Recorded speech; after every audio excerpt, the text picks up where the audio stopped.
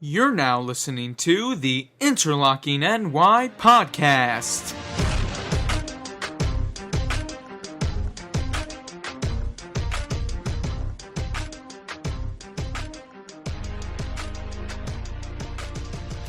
Good afternoon and welcome to another edition of the Interlocking NY podcast on this Saturday. Yes, Saturday, August 24th, 2013. I'm Brian Danoff, and as always, I'll be giving my thoughts on all the latest news regarding the New York Yankees. You can find me on Twitter at RealBrianDanoff and over at www.yankeesfansunite.com. So I'm ready, you're ready, and in the words of Michael K., let's do it here on the Interlocking NY podcast.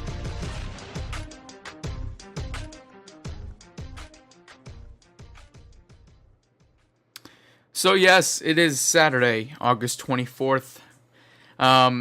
Recording this a day late here today. Just got back from vacation, so that's why there was not an episode the week prior. But I am back, and I am now fully, mentally and physically back in New York and ready to watch very closely the rest of the Yankees season. So while I was gone, I still was able to catch most of the games. The Yankees really tried their best to convince me that everything I've said over the past two podcasts were completely short-sighted and premature, because I was basically burying them in the previous episodes, and I feel like I had a right to. They were looking very bad, and all the players were back from injury, and there was no really excuse to get swept by the White Sox and lose 2 out of 3 to the San Diego Padres. That just was not acceptable. And then, they take 2 out of 3 from the Tigers. They take 3 out of 4 from the Angels. 2 out of 3 in a very interesting Red Sox series, which I'll get to in a little bit. And then they sweep the Blue Jays at home. So, and I know last night's game against the Rays already happened, so I guess this does change my overall positive attitude towards the Yankees. But they have been playing tremendous baseball in the past 2 weeks. It's so fun. It's as if it just feels like I'm watching the Yankees again, the way this team looked earlier in the season with Lyle Overbay batting cleanup and Chris Stewart batting fifth. Oh God, it was horrible. But you know what? Now they have a legitimate major league lineup, and on most days a reliable pitching staff. And I think I can say that now. Save for CC Sabathia, because Phil Hughes has turned it around somewhat. Ivan Nova is looking like an ace. Hiroki Kuroda has been tremendous the whole season, except for last night, of course. And Andy Pettitte has also had now back-to-back solid outings. So things are definitely looking up. There's no doubt about it. I can't not mention, of course, Alfonso Soriano's hot streak. The dude's just been crazy since he came to New York. I mean, 275 batting average in, 29 RBI in just 25 games played. That is just ridiculous. He definitely has struck out his share. And he is streaky. I did predict when he was on that tear of hitting home run after home run, and he had a 4-hit game, and he has been really clutch, but I just know that he is not that hitter. We can't expect him to be that the rest of the way through. And he did just go 0 for 17 before hitting that game-winning home run against the Blue Jays. I believe it was Wednesday night. So, I'm definitely pleased with Soriano. Definitely did not expect him to do this well in his return to New York. But at the same time, I'm basically just recapping all this stuff because I missed it. But the fact is, the Yankees have played great of late. But here's the thing. As I said, they lost to the Rays last night 7-2 with Kuroda on the mound. He allowed 4 home runs. Didn't catch much of this game, luckily. That way I'm in a better mental health state today. But, it definitely was a crushing loss. Any loss is because, the Yankees really have to basically try their hardest and treat every game like it's do or die. Game 7, they have to win every day, almost. I have a pretty startling stat that will really make the Yankees' playoff chances a little less likely in everyone's mind. They lost last night 7-2. Luckily, every team they needed to lose, besides, of course, the Rays and I think, the Orioles, they all lost. So the Yankees really did not lose that much ground. They are still 4 games out of the wild card, and they're 6 games out of the division. So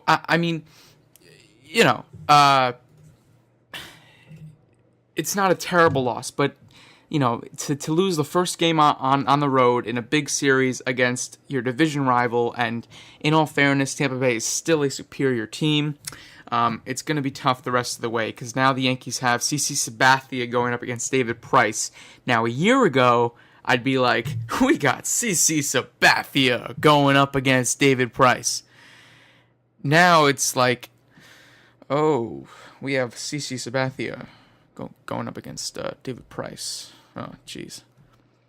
You know what I mean? I mean, CC has just been, I'd say, terrible. I mean, he has had his streaks where he isn't getting knocked around, but then he has, dare I say, AJ Burnett level terrible starts.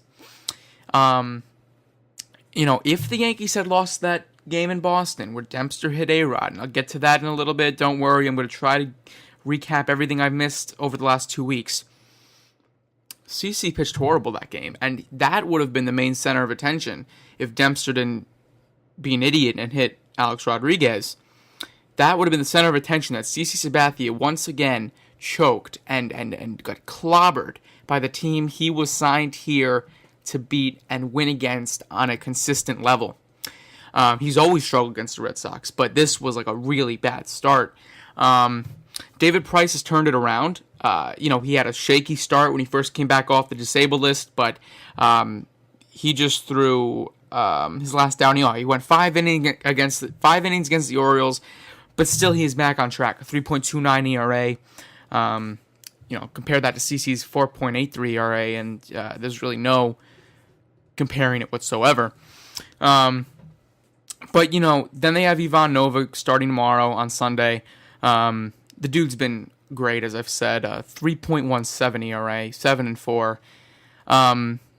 His last outing against the Blue Jays, he struggled early on in the second inning, allowing 4 runs. But after that, he straightened out and was really amazing.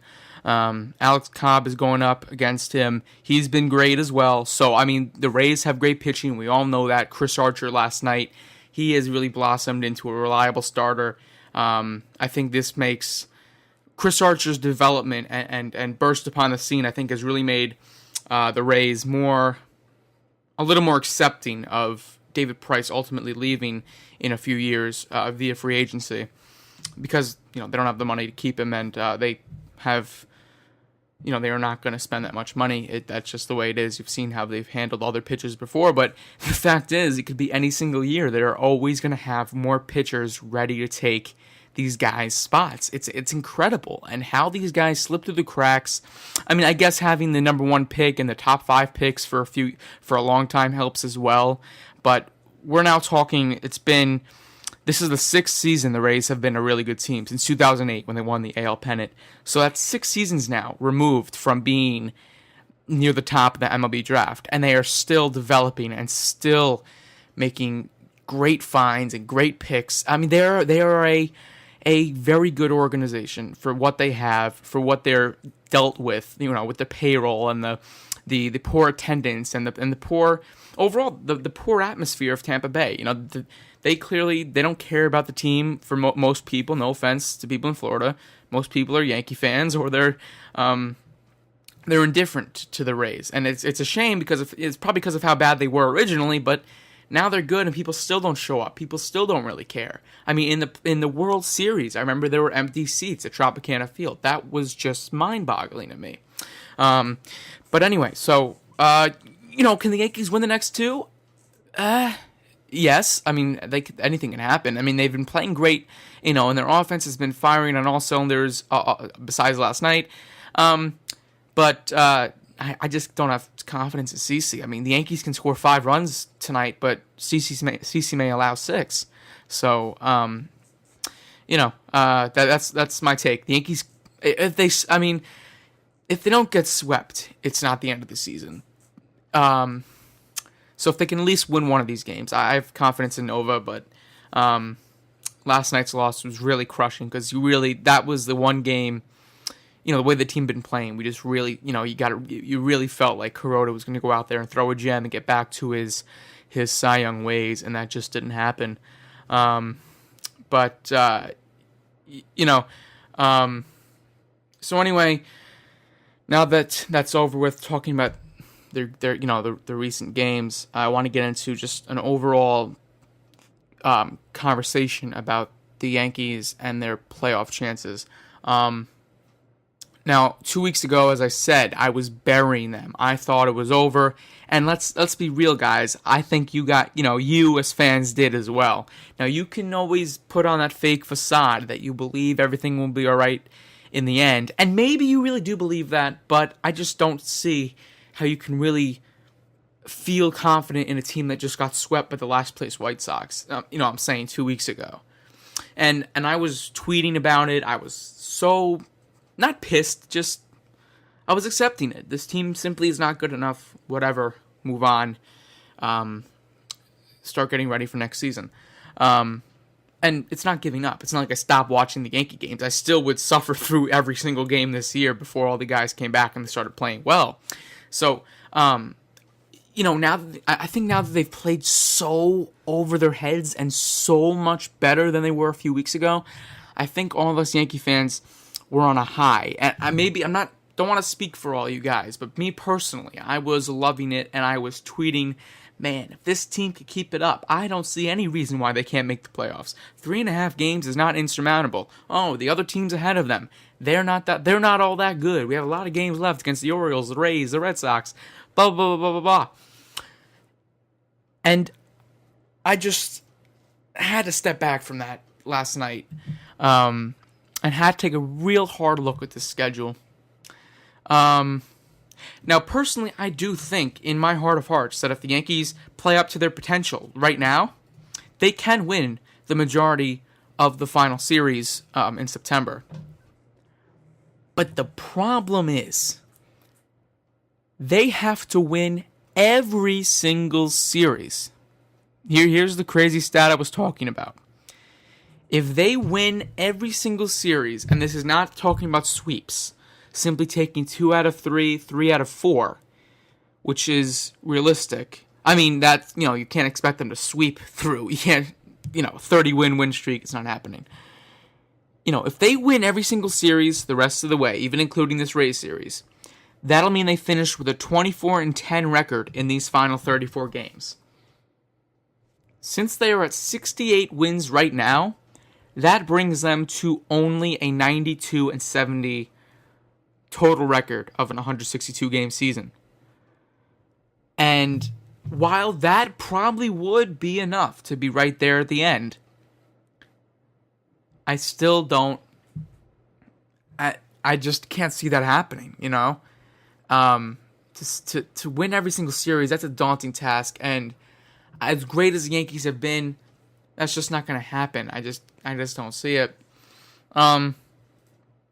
So I'm saying anything less than that, they're 91 wins, 90 wins, less than that, less than 90 wins. And the Red Sox and Rays are already close to winning their 80th game of the season. So none of them are going to collapse in in September. Like, you can't just expect that, and these teams are too good. I'm not saying the Red Sox or the Rays are unbeatable, but they're just not the type of teams that would suffer a collapse like this, of such a magnitude that the Yankees could really take over and just get in, playing 500 baseball the rest of the way.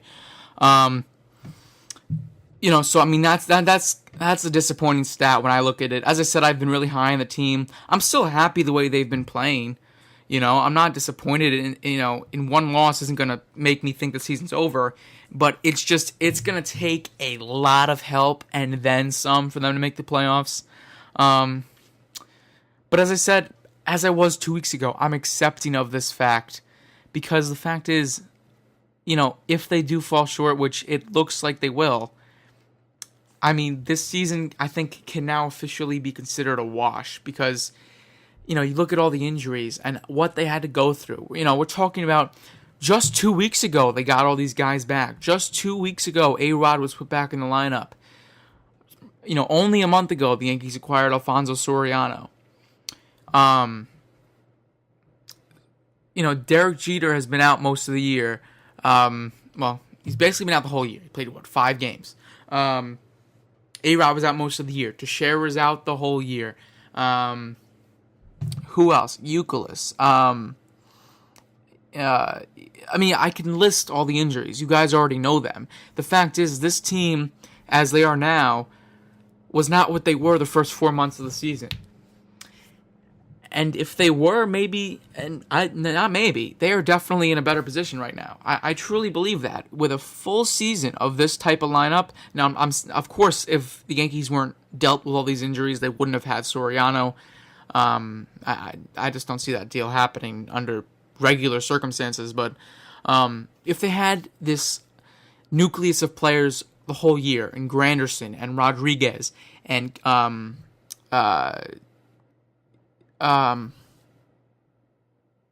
drawing a blank, but Granderson and A-Rod. I mean, yes, as I said, of course, maybe Soriano's not here, maybe that does change things, but I think this recent play proves that this team was good enough to win if it weren't for the injury bug. And you could probably replace Soriano's total production with Teixeira's, so this has just been a freak year. Now, I'm not saying the Yankees brass gets an excuse. I'm not saying that they are totally off the hook and that they should treat this winter as like, oh, well, we're all going to be healthy next spring. We'll definitely be all right. I'm not saying that. What I'm saying is this season is not as big of a disappointment as it could have been. Because you look back to last offseason, when they let Swisher walk, when they let Martin walk, when they weren't signing any big impact free agents. Their biggest signing was Kevin Youkilis to a 1-year contract. And, people just in January, before all these injuries, and when people still thought Jeter would be back for opening day, they still were saying the Yankees are not good enough. They are gonna finish in last place. The Blue Jays are way ahead of them. The Red Sox are going to be better than them. The Rays are better. The Orioles are better. And while all that may still be true, besides the Blue Jays, this team has still played better than anyone could have expected with all the injuries, with everything that's been dealt to them, and I think it's a real testament to the manager, to the manager, Joe Girardi. I do think it's somewhat of a testament to Brian Cashman for plugging holes. And hey, Lyle Overbay has been a average first baseman this year. Did anyone think he'd be an average first baseman with 15 home runs and a 250 average and staying healthy the whole season and playing almost every day? No. Stop. Don't say that.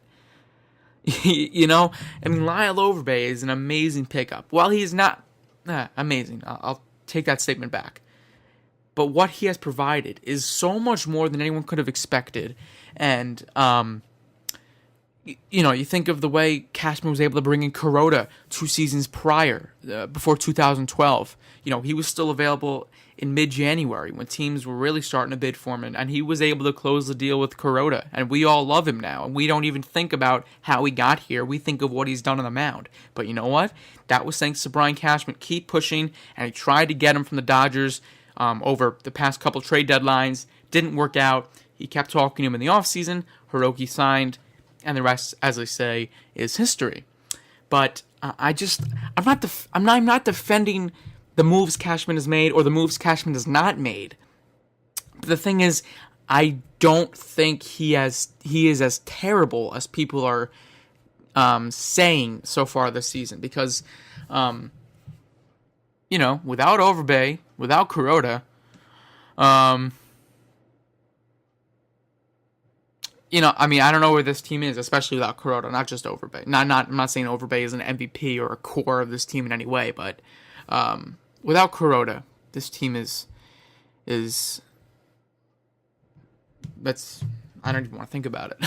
So, that's just a thing. And of course, I'm sounding way more positive than I was in the previous podcast, but it's just, this is the way it is. There's no changing it. Injuries are such a freak thing, and you just got to accept it. And this team, as I said, I'm very proud of what this team has done in the past 2 weeks.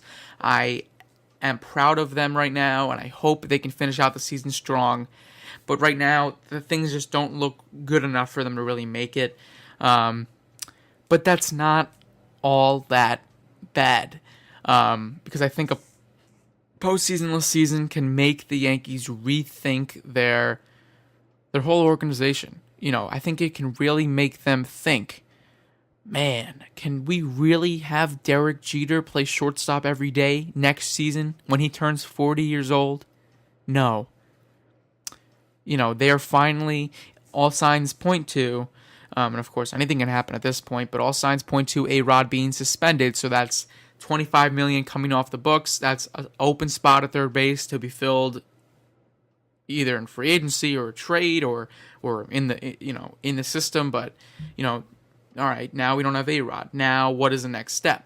So I think it can really make the Yankees rethink their whole organization. I don't expect major changes. I'm just saying, I think like 2008, it can make them sit back and say, man, what did we do wrong? What do we have to get back to doing? And I'm not pointing towards spending large amounts of money, but that's the way they went about building the 2009 team. So, anything can happen. And, of course, there's still a whole month of baseball left. So, I want to focus on that. And as I said, I still think this team could play good. I don't think they're going to lie down and die now. I don't.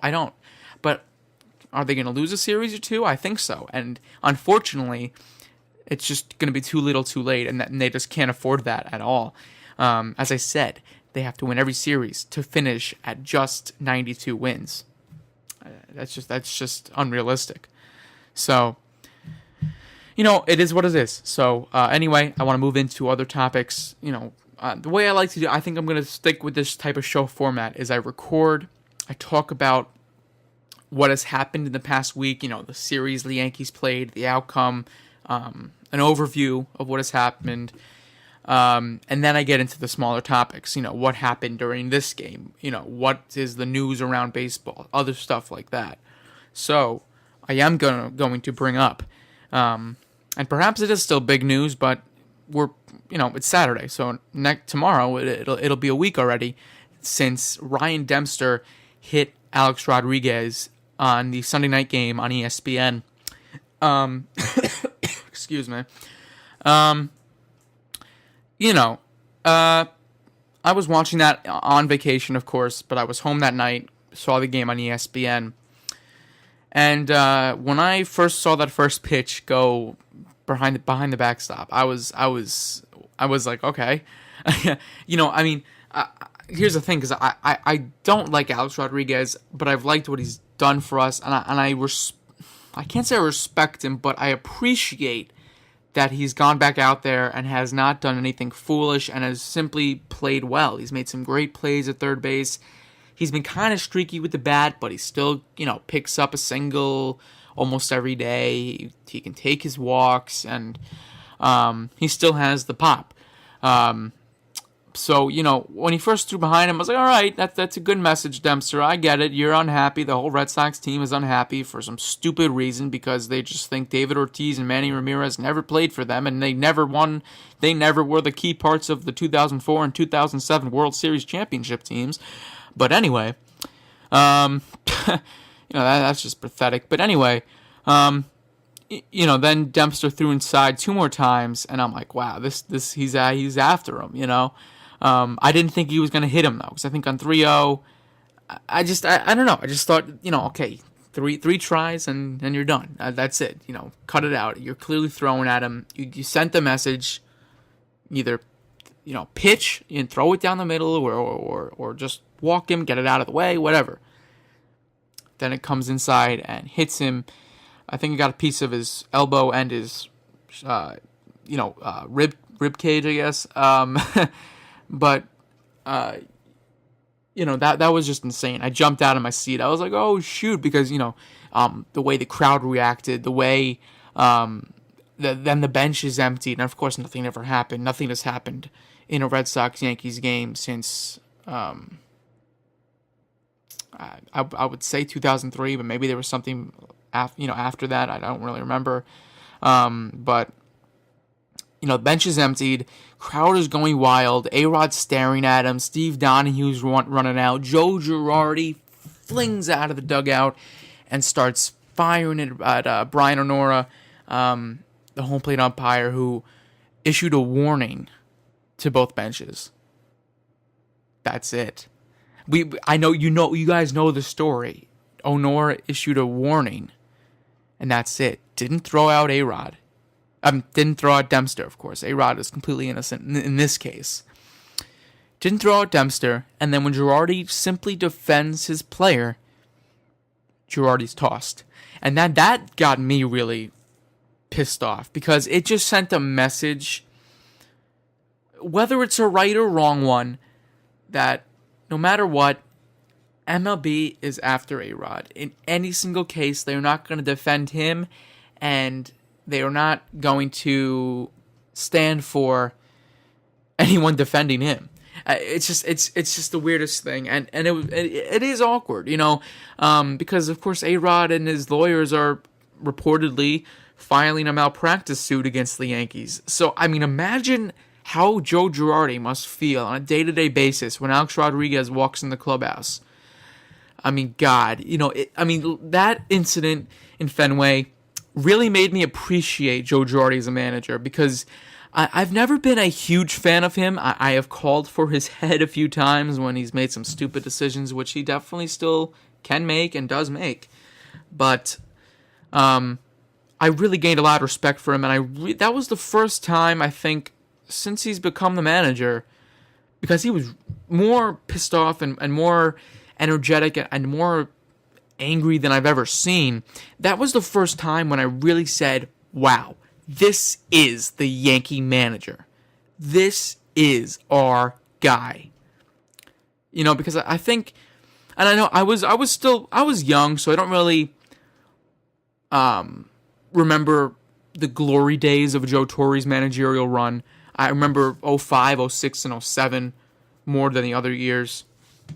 But I think fans are still maybe not longing for Joe, but still regretting that they picked Girardi, because Tony Pena was an option, and Don Mattingly, the Yankee captain, not Hall of Fame, but he's enshrined in Monument Park. His numbers are tired. Everyone loves him. He's Donnie Baseball. He's the New York icon of the 1980s. So I think fans are still to this day a little ticked, and seeing how he's now excelled with his Dodgers ball club, that people still feel that Don Mattingly was the right choice. But seeing what Girardi did and seeing how he's managed the whole season, I don't think there was one other manager that really could have managed this ball club better, and I think I'll stand by that. I truly believe that Joe Girardi has done the best job a manager could with this team, with all the injuries, with the A-Rod situation, and it's just amazing. And I'm getting off topic, but the fact is that whole thing was a mess. As I said, the warning was stupid. The Red Sox pitchers, even though it was unintentional, they still hit 3 more Yankees after that. And I mean, if you're going to issue a warning, I mean, God, throw a guy out, throw a pitcher out, and they hit another Yankee. The Yankees didn't retaliate at all. And you know what? I think I've really, people have made great points about this, and I do think the Yankees retaliated, and I do think, in the end, the best revenge was that Dempster stayed in the game, because later in the game, in the 6th inning, of course, Alex Rodriguez hit the longest home run of the whole Yankees season, off of who else but Ryan Dempster. That was just great to watch, and Dempster stunk up the joint once he hit A-Rod, and of course the Yankees now won 5 straight after that. They lost last night, but that really energized them, and I think brought them together as a team, because I've stood by this point the whole time A-Rod has returned. Even with everything he has allegedly done, I can still find it in me to root for him as a member of the Yankees. And I think that's the whole way the team's handling it. No matter what he's done, he can still contribute and still be a productive player, and certainly better than the majority of the guys who have, actually not the majority, all of the guys who have manned third base all season. So, I can still find it in me to root for A-Rod, hope he does well, and I think that united the team, and I think that attributed to the recent resurgence, I guess you could say, because the Boston series, they lost the second game, and they were looking sluggish after that. After they took 3 or 4 from the Angels, they just looked a little bit more slower, I guess you could say. But this kind of re-energized them. So, the fact that Dempster got suspended for 5 games is so stupid. Pitching suspensions are ridiculous anyway, but 5 games. The Red Sox have a few off days. He is not going to actually miss a start because of a suspension. He's not. So that's just pathetic. I personally think 5 games equals 5 starts. In my opinion, that's what it should be. Depending on what you do, I guess. But, 5 game suspension should equal 1 start. So it is mandatory for him to miss his next scheduled start. That's my opinion. Dempster was fined half as much as Joe Girardi, and that's just ridiculous. But, as I said, the sweetest revenge was that the Yankees won that game. A-Rod hit a home run off Dempster, so I think this issue is resolved. I don't think the Yankees are going to retaliate the next time they play Boston next week, or not next week, the week after, I guess. It was a mess, but in the end, I think it all worked out in the Yankees' favor. Certainly, I don't think you can really argue about that, except for the $5,000 Joe Girardi will have to pay, but making, $5 million a year? I don't think he can really complain all too much. So, anyway, let's move on now to another controversial topic, which is idiotic to me that it is controversial, and that is Ichiro Suzuki's 4,000th career professional baseball hit. Now, I do think it is foolish to celebrate this in America as much as it should be in Japan. But people suddenly attacking Ichiro and attacking that accomplishment is really not shocking, but just stupid to me. Because, New York loves Ichiro.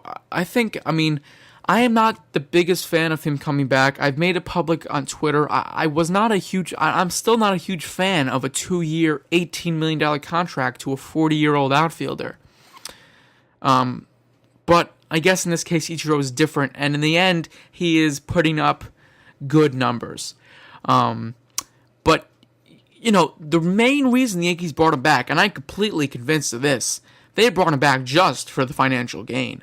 Because they can get just as much, if not more, production out of another outfielder. But the fact is, whoever they would bring in doesn't have the same appeal as Ichiro does. There's not going to be a whole nation coming to watch Nate Schierholtz or Nick Swisher. You know, I think that once they acquired Ichiro, I think last season their intentions were true. They wanted a good outfielder to really lead the way, you know, with experience and a really good clubhouse guy and all that stuff. But I think once they had all right, wow, look at the ratings. Look how much more, you know, that this is them talking. Look how many more Japanese reporters showed up to Yankee games and how many more Japanese fans.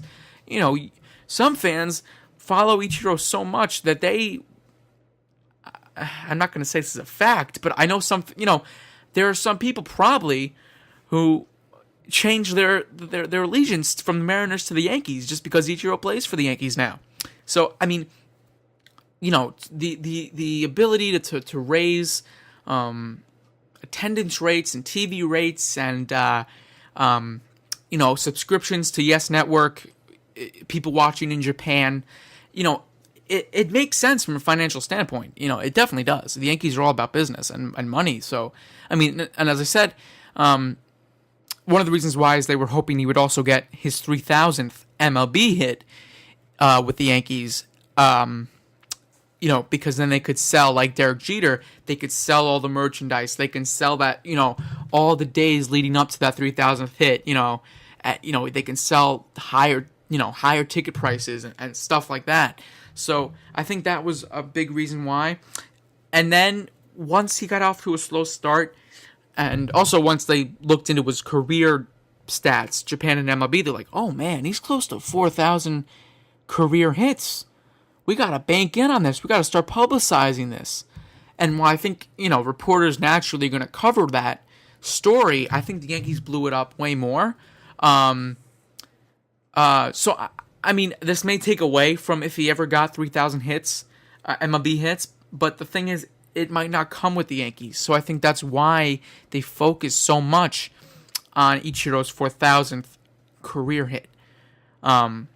Which I have a bit of a problem with, but that's not taking away from what has happened. That's not taking away from the milestone. That's what people are saying, that this doesn't matter. This is stupid. This simply doesn't count.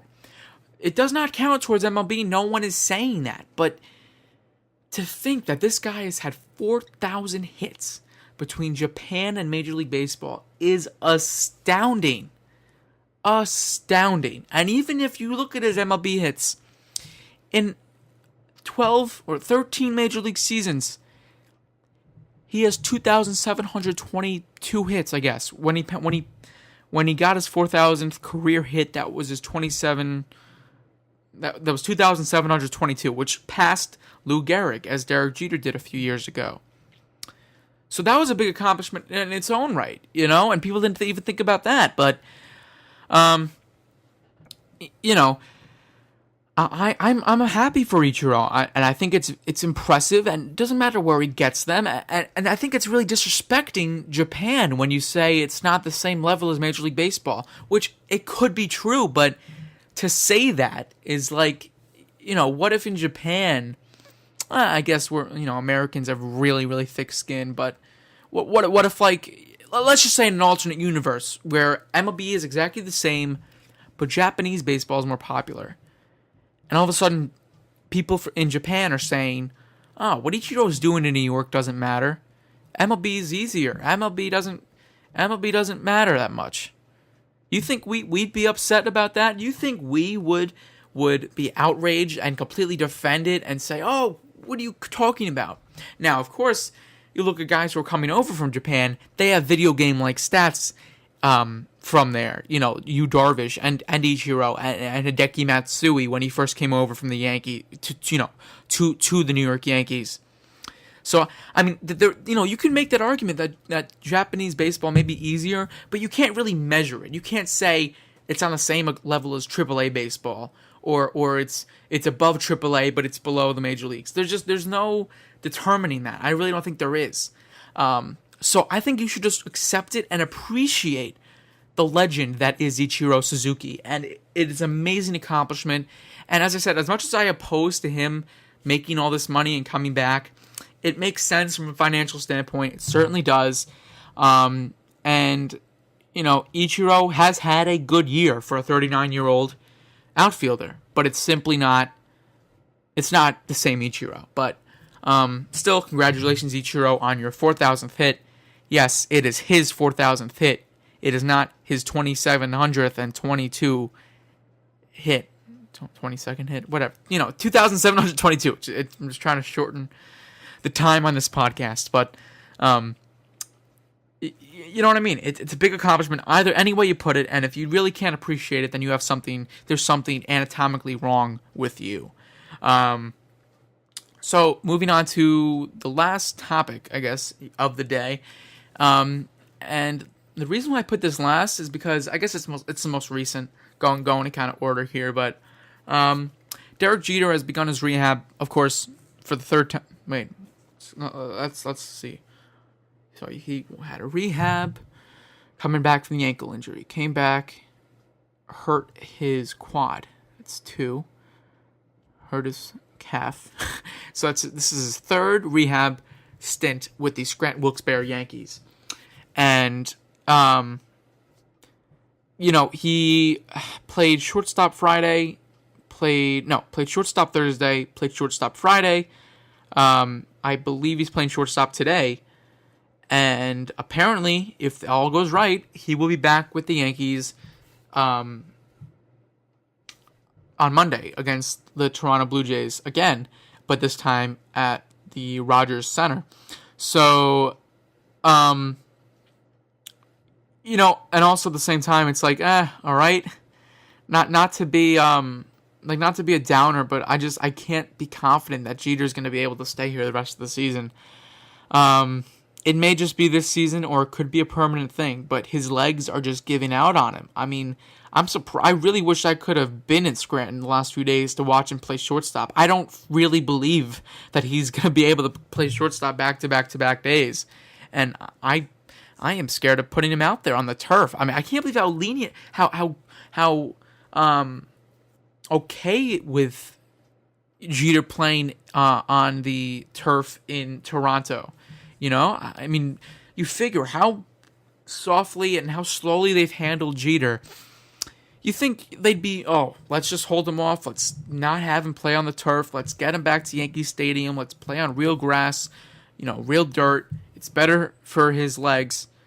They are apparently, and Girardi even said he is going to play shortstop in Toronto if he is ready to come back. He may DH a day, but he is going to play shortstop otherwise. And I'm scared. I'm scared of that fact. I really don't know what to expect. His bat looked good when he was back the second time. Of course, he hit the home run on his first pitch. He was looking good in his at bats, as I said, fouling off pitches, taking pitches. He looked good. But now the team is so full that really there is no place to put him because there simply isn't that much to gain with putting him at DH. In fact, it's a loss because Curtis Granderson has basically become the full-time DH, and he has been hitting well since coming off the disabled list. So Jeter's really in a tough spot. I mean, as I said, maybe, I didn't say, but maybe he can stay healthy, but I just don't see him playing shortstop every day, and that just puts the Yankees in a really awkward position. It puts Jeter in a very awkward position where I think he has to finally realize he is not the same player, and he is not going to be able to play every day. I just don't see it. But hey, he surprised us before, so can't say I really, doubt him that much. I've never really doubted him, but this season has just been so much and so devastating, and it's been tough to watch. But all players' careers end at some point, and it can't always be as glorious as Mariano's final season is, and Chipper Jones and Cal Ripken Jr. It doesn't happen sometimes like that, and I don't see that happening with Derek Jeter. But as I said, he's Derek Jeter, so let's never really doubt him that much. But it's good to say that he will be back on Monday. He should be, and just having him back, as I've said before, is still a huge boost. He's a captain. He's a clubhouse leader. He's our guy. He's the Yankees. He is the face of the Yankees, even still. You ask people people in general, who's the first Yankee that comes to your mind? People still say Derek Jeter, even though he hasn't played all year. It's just that fact. And even a year after he retires, the general public who maybe doesn't watch every Yankee game will still say, "Oh, Derek Jeter, right? Oh no, he's retired. Oh wow, I didn't know that." So that's really all I have to say. It's good Jeter will be back, but I would be cautious with any expectations or any beliefs that he'll be able to actually stay on the field longer than a week. But hey, anything can happen, as I've already said three or four times. Still getting used to this, guys. Only episode 3 of the podcast. Hopefully it'll get better. I wanted to introduce a Q&A section today. I have a good amount of followers on Twitter. Not really boasting, but I talk to all my followers. I appreciate all my followers on Twitter. Again, you could follow me at Real Brian Danoff, like Real Michael K. But I only got one question. I'm certainly going to answer it, though. It's from me, Sharik, at NYY_Giants_guy. And he asks, who would you bat lead off if Gardy misses time? This is, of course, because Brett Gardner was hit by pitch, in last night's game against the Rays. Oh, I completely forgot. Jason Nix, of course, broke his hand against Toronto, but I mean, he is a good utility player, but it's not that huge of a loss. And no offense to him, but I completely forgot to bring it up. But Gardner got hit basically the same area.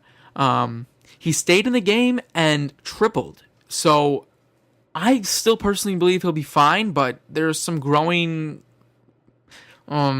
worry that he won't be all right because his hand was swollen after the game, and he went for an MRI, and those results still haven't come back yet, as it is 3 o'clock now, just a few hours before the lineups are posted and the roster is posted. So I can see the concern there, and he would say, he's asking who would I bat lead off if Gardner misses time, and he says Jeter or Ichiro. I think Derek Jeter's done as a leadoff hitter, honestly. Last year on good legs, would I put him back in the leadoff spot? Probably. But I just finished saying I don't trust his legs and I don't trust him holding up. And Ichiro still has the speed, and even if he doesn't have the same bat speed or the same ability to get on base all the time, when he does get on base, that is a huge jump starter to the lineup and to and let's say when Jeter comes back, and let's just say hypothetically Gardner misses some time, then you have a lineup something like Ichiro, Jeter, Cano, Soriano, A-Rod, Granderson. That is a deadly top 5, I believe, or top 6. And I wouldn't want to mess with that. And I think Ichiro ahead of Jeter just makes sense at this point in Jeter's career, and even still at Ichiro's career, because he's still very, very fast. And I think that's just the way it should go. But hopefully Gardner's all right. I still, in my heart, say he's all right. But again, the way the season's gone, you really can't put anything out out of question. But thanks for the question, and hopefully I'll get more. I'll ask for more. I'll gouge for more questions earlier before I record, and hopefully we'll have a lot more to answer next week. But I think that should just about do it here on the Interlocking NY podcast. Once again, I'm Brian Danoff, and you can find me on Twitter at RealBrianDanoff and over at www.yankeesfansunite.com. I hope you all have a great week, and I'll talk to you guys real soon. See ya!